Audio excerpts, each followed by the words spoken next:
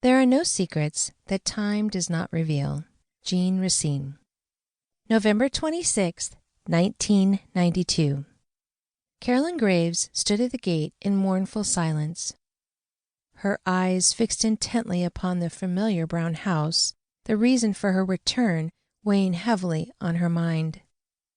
The finality of her mother's recent death, although somewhat expected, was difficult to process. Along with her conflicted feelings of both indifference and grief, sadly there had been no closure as she had hoped, only the bitter sting of regret.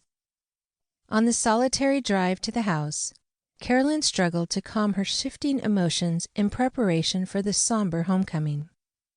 But as she traveled closer toward her destination, a lifetime of memories flooded her mind, until she was hesitant and uneasy about seeing her childhood home. There were several different reasons, including distance, why she had not been back in 15 years. It was an upsetting experience she tried to avoid. Her last visit had been an attempt to reconnect with her mother. Their conversation had been awkward and a bit strained, but as successful as it possibly could be. The relationship was what it was, and she had accepted that, or so she had thought. Looking back, she was glad to make the effort to reconcile, and in retrospect, unknowingly say her final farewell. While deep in thought, a cold burst of wind suddenly broke Carolyn's concentration. Taking a deep breath of crisp fall air, she pushed open the gate. Autumn leaves crunched under her feet as she approached the house slowly, taking in every detail of her surroundings. The house seemed much smaller than Carolyn remembered, but then everything appears larger to a child. The property had been unoccupied for several months while her mother convalesced in a nearby city. Carolyn had hired a caretaker, but from what she could see, the grounds maintenance had been seriously neglected. Weeds were growing through the cracks in the driveway and across the overgrown lawn.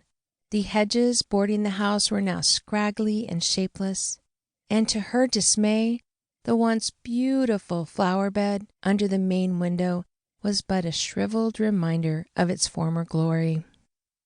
Frowning, Carolyn also noticed that a section of the exterior paint was beginning to chip, and that a few of the shutters were hanging loose. Her father had always taken care of those things when he was alive. Now it would be another item on her to-do list. I hope nothing else is wrong inside, she worried. Stepping onto the front porch, the all-too-familiar pattern of anxiety spread through her body.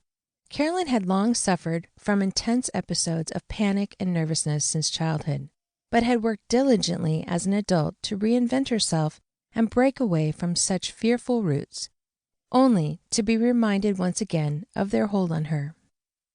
"It's going to be okay. I can handle this," she reassured herself.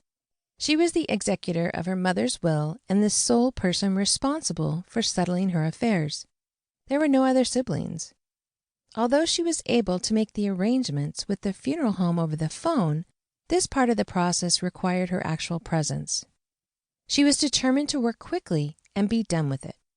Reaching into her coat pocket for the house key, Carolyn unlocked the front door and cautiously stepped inside.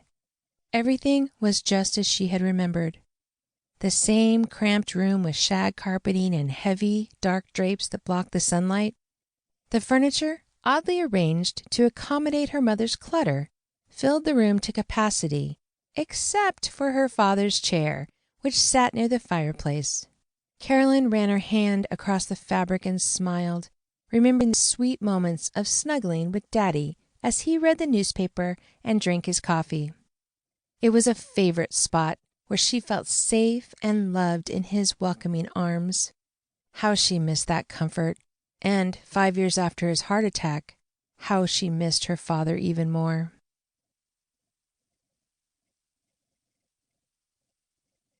To keep listening to this audiobook, I've left you a link in the description so you can do it, at no cost thanks to Audible's 30-day free trial.